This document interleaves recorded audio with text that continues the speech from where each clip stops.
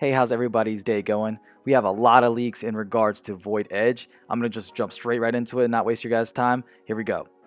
Alright, so the leaks were definitely correct. We have Oryx, a defender. He is literally the Kool-Aid man. He can punch his way through soft destruction and make a perfect rotation hole for people to run through, which I think is really cool. I think a great way that Ubisoft took the dev team approached him was making him take 10 damage for every time he busts through a wall, as well as a recharge reset for his ability, which I think is a really cool way to balance it. So he can continue to do this as long as he's got health. So there's kind of like no limitation. If you have a doc, you can keep healing him and he can keep doing his thing. One thing that people did not expect was the fact that he can jump super high on a hatch and pull his way up. Very Assassin's Creed-like. I like how he can choose whether he wants to vault through the hatch from below or choose to just peek and then he can drop at any time. That's kind of cool because it gives you the chance to correct that mistake. So that's one thing people were not expecting. So now we have the attacker, Iana. So this is really cool because right now we have the dev team reaching into very futuristic territory. So we kind of seen that with the whole invisibility of Echo and the holograms of Alibi. So it's not completely far-fetched that you can tell this is a very futuristic made-up world that the dev team has really created. So I think they're now reaching into that realm where they're just going to go ahead and make the craziest operators as possible, but it's going to make this game fun, and I'm all for it. You know, it doesn't have to be extremely realistic. So with the introduction of Iana, she's got these holograms that can be controlled by her. I don't think she can shoot with it. I think she can only just like walk around kind of like a drone. So she's just like a spectator ghost mode pretty much. But the way they balanced her out was if it's damaged in any way, like it's got like, just imagine it only has like 1 HP. So anything that can damage it, like a electric barbed wire, a bullet, it'll just completely get rid of the drone. I'm kind of curious to see what else can be her counter. Like I wonder if Echo perhaps can use his sonic booms on it and it'll go away. I'm also curious to see if Clash can just zap the hologram and see if that'll make the hologram go away. There's a lot of different ways to probably counter her. So if people are thinking that she's going to be OP, I think everyone should reserve their judgment just now until at least the test servers come out and people can start testing her. I think what makes her really, really strong is it's like having another drone for attacking, you know, like except you can deceive and trick people. So if, let's say, you were doing a rush, I would lead with her or completely deceive people by making her drone go from one side of the map to the other. I noticed that there is some type of timer on it, so it's not like she can use the ability forever. So she's probably got like maybe, I don't know, 20 seconds of limited use, maybe 30 seconds of limited use. So there is a way to make her hologram run around the map.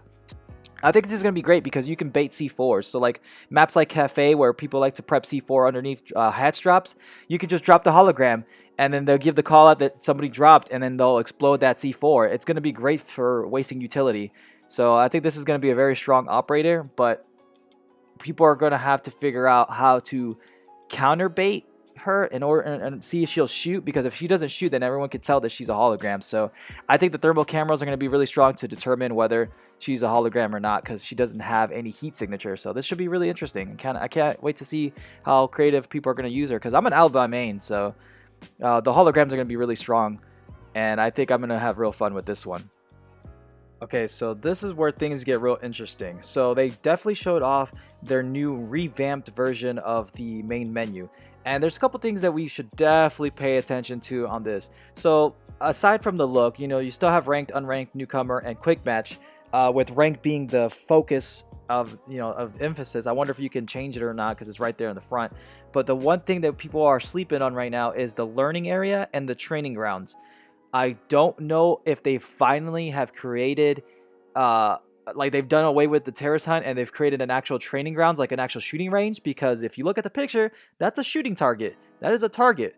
I wonder if the learning area is going to be a spot to teach like people about the new operators. So maybe you'll be able to play the new operators before you buy them. That would be pretty cool for them to add. I think the training grounds is going to be maybe a stadium style map, because the stadium map was beautiful. I think they should keep that into a learning environment for newer players, and I think that what my training grounds might be. They could keep the terrorist mode in there and just use it as bots. I would agree with that, but I hope it has like some type of feedback. Maybe they're going to show it off here, the 6 Invitationals coming up shortly. So we'll have to stand by for that. But I think if what we're seeing is correct, this might be what everybody's been waiting for, a proper training environment to learn and improve your mechanical skills here on Siege. And that is extremely, extremely big news for the brand and for esports and for this game pushing forward, because it's been 5 years now and it was very, very much needed. So I'm really hyped. I really hope that this is exactly what it is. There is no leaks on it at the moment. Just a bunch of speculation, nothing confirmed, no pictures of it. This is the only picture we've gotten of a possibility of a shooting range. So fingers crossed. Let's hope that's exactly what it is. A couple other things we need to mention as well on the main menu is they now added a watch feature. I know there was a leak on Reddit not too long ago about adding Spectator Mode, which would be really, really cool. Something like maybe a Call of Duty style where you can save your replays, maybe even make some videos on it so you can have different angles, or it might just be simplified and kind of like a Pro League style where you're only going to have that type of camera work.